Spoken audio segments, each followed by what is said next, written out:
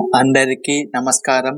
మనం ఈరోజు స్వామి వివేకానంద వారి యొక్క జ్ఞాపక శక్తి మైండ్ పవర్ గురించి తెలుసుకుందాము.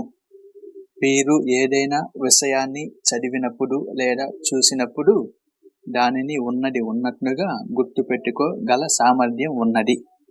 వీరి గురించి ప్రత్యేకంగా ఎందుకు చెప్తున్నాము అంటే, మనం చూస్తూ ఉంటాము, చాలా మంది వారిలో మనం కూడా ఉండవచ్చు. ఏదైనా విషయాన్ని ఉన్నది ఉన్నట్లుగా గుర్తుపెట్టుకోవటానికి చాలా కష్టపడతాము. ఒక లైన్, 2 లైన్లు అయితే సులభంగా గుర్తుపెట్టుకోగలము.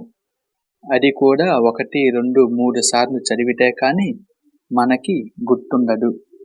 ఒకవేళ అలా గుర్తుపెట్టుకున్నప్పటికీ దానిని ఎన్ని రోజులు గుర్తుపెట్టుకుంటాము అన్నది చెప్పలేము. ఇక అనేక పుస్తకాలు, అనేక పేపర్లు ఇలా ఉన్నవి ఉన్నట్లుగా చదివి గుర్తుపెట్టుకోవాలి అంటే మనకి చాలా సమయం పడుతుంది. అంటే అనేక రోజులు, నెలలు, సంవత్సరాలు పట్టవచ్చు. అలా చదివి గుర్తుపెట్టుకున్న దానిని ఎన్ని రోజులు మనం గుర్తుంచుకుంటాము అన్న విషయం కూడా చెప్పలేము. కాబట్టి మన స్వామీజీ అంటే ఇక్కడ నేను స్వామి వివేకానంద వారిని స్వామీజీ అని సంబోధిస్తాను. నేను స్వామీజీ అన్నప్పుడు మీరు స్వామి వివేకానంద వారు అని అర్థం చేసుకోవాలి. ఇక మన స్వామీజీ జీవితంలో జరిగిన 2 సన్నివేశాల ద్వారా వీరి యొక్క జ్ఞాపక శక్తి గురించి మనం తెలుసుకుందాము. ఒకసారి స్వామీజీ మరియు వీరి స్నేహితుడు ఒక నౌకలో ప్రయాణిస్తూ ఉంటారు. వీరి స్నేహితుడు నౌకా సిబ్బంది దగ్గర నుంచి ఒక న్యూస్ పేపర్ తీసుకొని వస్తారు. స్వామీజీ ఆ పేపర్ తీసుకొని చదువుతాడు. తరువాత వీరి స్నేహితుడు కూడా పేపర్ చదువుతూ ఉంటాడు. ఈ సమయంలో కొన్ని అనుకోని సంఘటనల వల్ల ఆ పేపర్ స్నేహితుడి దగ్గర నుంచి మిస్ అవుతుంది, అంటే పోతుందన్నమాట. ఈ విషయాన్ని నౌకా సిబ్బందికి చెప్పగా ఆ నౌకా సిబ్బంది తమకు ఈ న్యూస్ పేపర్ ఖచ్చితంగా కావాల్సిందే అని చెప్పి ఆ స్నేహితుడితో అంటారు. కానీ స్వామీజీ మిత్రుడు మాత్రం తన తప్పేమీ లేకుండా కొన్ని కారణాల వల్ల న్యూస్ పేపర్ మిస్ అయిందని, తాను దానిని తిరిగి తీసుకురాలేనని, ఈ విషయం గురించి తమను ఏమీ అనవద్దు అని అడుగుతారు. కానీ నౌకా సిబ్బంది మాత్రం తమకు ఖచ్చితంగా ఆ న్యూస్ పేపర్ కావాల్సిందే అని చెప్పి అతనిపై తగాదా పడతారు. అప్పుడు స్వామీజీ కల్పించుకొని నౌకా సిబ్బంది దగ్గర నుంచి ఒక పెన్ను, పేపరు తీసుకొని స్వామీజీ న్యూస్ పేపర్లో చదివిన విషయం మొత్తం ఆ పేపర్ పైన రాస్తారు. ఇక ఆ పేపర్ వాళ్ళకి ఇచ్చి, ఆ న్యూస్ పేపర్లో ఉన్న విషయం మొత్తం ఇందులో రాశాను కాబట్టి ఇక మా మిత్రుడిని ఏమీ అనవద్దు ఈ విషయంలో అని చెప్తారు. అప్పుడు ఆ నౌకా సిబ్బంది ఆ పేపర్ చూడగా ఆ న్యూస్ పేపర్లో ఉన్నది ఉన్నట్లుగా, అంటే కామాలు, ఫుల్ స్టాపులతో సహా రాస్తారనమాట. ఇలా స్వామీజీ తన యొక్క జ్ఞాపక శక్తి వలన తన మిత్రుడికి సహాయం చేస్తారు. ఇక మరొకసారి అమెరికాలోని చికాగో నగరంలో ప్రపంచ మత మహాసభలలో పాల్గొనడానికి చికాగో వెళ్తారు. కానీ అక్కడికి వెళ్ళేసరికి ఆ సభలు మరో 2 నెలలకు వాయిదా పడ్డాయని తెలుస్తుంది.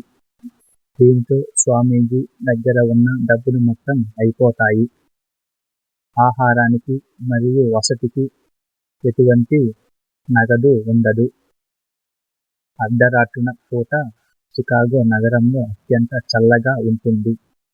ఇక తినటానికి తిండి లేకపోవటం వల్ల నీరసించిపోతారు. ఉండటానికి వసతి కూడా ఉండదు. రాత్రి పగలు ఒక బిచ్చగాని వలె స్వామీజీ ఉంటారు. వీరిని చూసిన కొంతమంది పిచ్చివాడు అనుకుంటారు. ఇక స్వామీజీ కొంతమందిని తమకు సహాయం చేయవలసిందిగా అడుగుతారు, కానీ ఎవరూ చేయరు. చివరకు ఒక మహిళ స్వామీజీ మాట్లాడే విధానం చూసి స్వామీజీపై అభిమానంతో వారి ఇంట్లో ఆశ్రయం ఇస్తుంది. ఇలా స్వామీజీ ఆ ఇంట్లో ఉన్నన్ని రోజులు ప్రతిరోజు ఉదయాన్నే దగ్గరలోని లైబ్రరీకి వెళ్ళి ఒక పుస్తకం తెచ్చుకొని చదివి, తరువాత రోజు ఉదయాన్నే తిరిగి ఆ పుస్తకం లైబ్రరీలో ఇచ్చి మరో పుస్తకం తెచ్చుకొని చదివేవారు. ఇలా ప్రతిరోజు వెళ్ళి ఒక పుస్తకం తెచ్చుకొని తర్వాత రోజు ఆ పుస్తకాన్ని లైబ్రరీలో ఇచ్చి మరో పుస్తకం తెచ్చుకునేవారు. ఇలా స్వామీజీ చేస్తూ ఉన్నారు.